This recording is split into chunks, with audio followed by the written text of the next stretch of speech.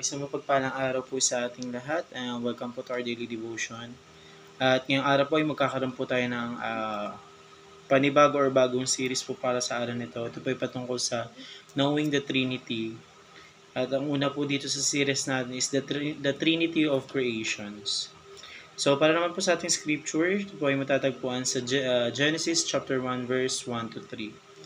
At ito po ang nakasaad po sa English. In the beginning, God created the heavens and the earth. Now the earth was formless and empty. Darkness was over the surface of the deep, and the Spirit of God was hovering over the waters. And God said, "Let there be light," and there was light. At ito naman po ang sa Tagalog version po. Nang pagsimula, nilikha ng Diyos ang langit at ang lupa. Ang lupa ay walang anyo at walang laman, at binalot sa kadiliman ng kalimutan, samantalang ang Espiritu ng Diyos ay kumikilos sa ibabaw ng mga tubig. At sinabi na ng Diyos, magkaroon ng liwanag, at nagkaroon ng liwanag. So, para naman po sa ating katuruan po ngayong araw, una, the Father's created all things.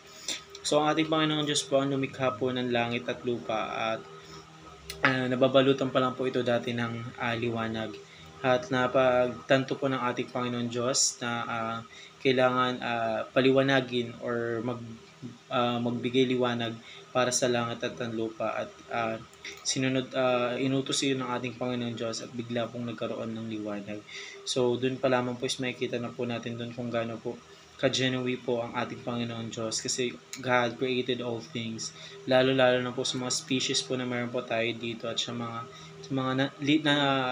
living things po na nag-i-exist po dito po sa mundong ibabaw. So yung God po natin nag-create po nun na lahat po ng yun. At para naman po sa ating pangalawang katuruan po, Jesus was the agent of creation. Pag sinabi po nating agent, ito po yung gumawa po, or siya po yung nagawa. So sa pamamagitan po ng paggawa po ng ating Panginoon Diyos, create niya nga po lahat ng bagay na meron po tayo. So Jesus was the agent of creation.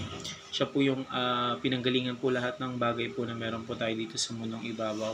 Siya po ang nag-create po nun, at nagbigay buhay po sa mga tao at mga different types of living things po na meron po tayo dito sa mundong ibabaw. Ang ating Panginoong Diyos po ang nag-create po lahat po ng bagay na yan.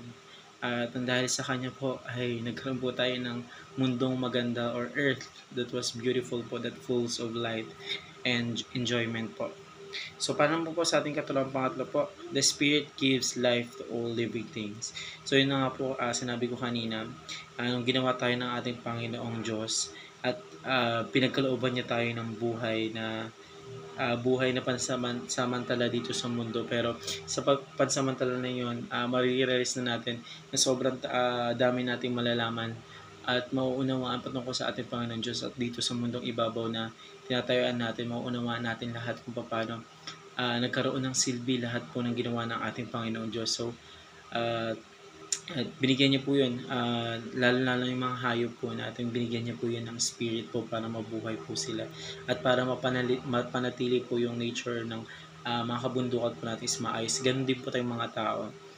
Binigyan tayo ng ating Panginoon Diyos ng spirit, nilikha niya tayo, pinrovide po lahat ng Panginoon Diyos yung pangangailangan natin sa araw-araw, binihisan niya po tayo, pinag-provide niya po tayo ng pera, lahat po. Dahil po doon, ang babalik na lang po natin sa ating Panginoon Diyos is pananampalataya po natin, at yung pagsunod po natin sa lahat po ng mga kautusan na nais niya po dito po sa mundong ibabaw na kinagagalawan po natin. So kung tutusin, napakaganda pong katuruan po, no? Kasi sinasabi po talaga dito kung saan po tayo nanggaling, at kung paano po ba natin papahalagahan po yung binigay po sa atin ng ating Panginoon Diyos na buhay po na pansamantala, pero puno po ng kasiyahan po dito sa mundong ibabaw. So yun lamang po para sa araw na ito. Maraming salamat po sa pakikinig, and see you po ulit bukas para po sa ating daily devotion.